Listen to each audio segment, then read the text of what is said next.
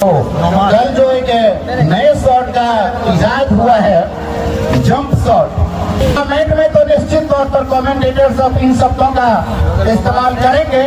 इससे पहले जो होता था, जैसे जो रूट को अगर आप बल्लेबाजी करते हुए देखते होंगे तो जो रूट चूंकि काफी लंबे कद के खिलाड़ी हैं तो उन्हें जंप नहीं लगाना होता है, लेकिन वो भी इसी तरह से स्लैश करते हैं कवर के ऊपर, कवर और पॉइंट के ऊपर से।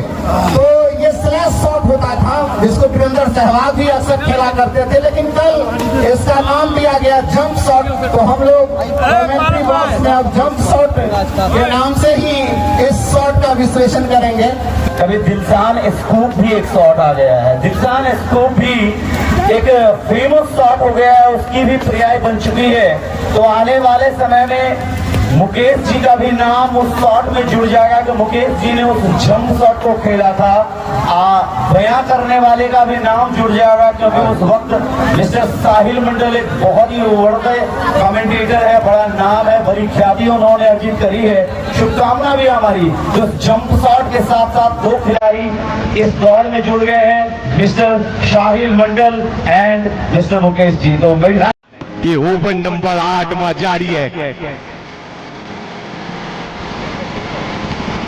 68 टाइगर छोटी गेंद थी ये, लेकिन थोड़ी सी उछाल वाली थी। जैसे ही देखा गेंद थोड़ी सी हाइट वाली आ रही है, मुकेश थोड़ा सा जंप करना चाहा, कह सकते हैं कि जंप शॉट खेला था और कवर के क्षेत्र में गेंद गई सिंगल के लिए, भागे 1 रन पूरा किया टीम का स्कोर 67। तो निश्चित रूप से जहाँ बात करूँ जंप शॉट की, तो बल्लेबाजों के लिए इतनी आसान होती नहीं है, क्योंकि गेंद उछाल लेती रहती है, उस समय अपने आप को जंप करना और सही दिशा में स्ट्रोक खेलना। और जहां तक कमेंट्री की बात है तो उस शब्दों का इजाद कर रहे थे हमारे कमेंटेटर साहिल मंडल जी। और उस समय मैं एम्पायरिंग कर रहा था तो मैं देख रहा था सामने से कि गेंद कभी नीचे रह रही, कभी उछल ले रही है। उस समय अपने आप को संतुलित रखना और उछल कर स्ट्रोक लगाना काबिल तारीफ थी बल्लेबाज मुकेश के द्वारा।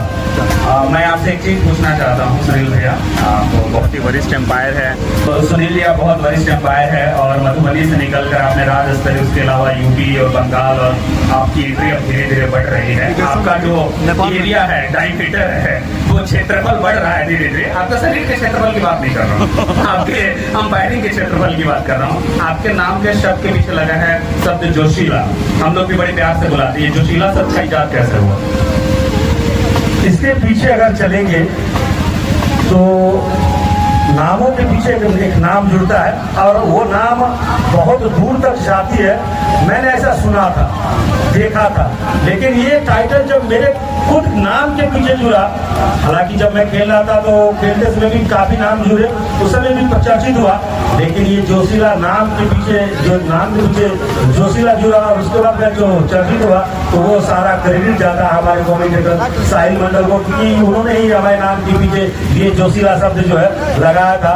और अंपायरिंग में भी उन्होंने कहीं एक हमारा अंपायरिंग देखा था और उस दिन से उन्होंने डिसीजन लिया कि आप अंपायरिंग अगर क्षेत्र में जाते हैं तो कुछ अच्छा और कुछ नया जरूर करते दिखेंगे और ये फ्यूचर में आप आगे बढ़ेंगे। और बहुत बहुत धन्यवाद साहिल मंडल जी को, और जिन्होंने इस चीज़ को समझा और मैं उस चीज़ के लिए अपने आप को प्रमोट किया और उस चीज़ को करते आ रहा हूँ।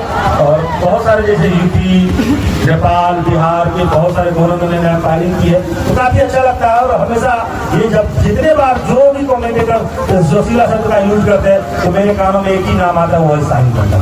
क्या बहुत बहुत धन्यवाद। ये आपने इस पूरी स्टोरी को, पूरी कहानी को बहुत सुंदर शब्दों में पिरोया है। वो काम हम लोग का है, लेकिन आपने बड़ी बखूबी निभाया है।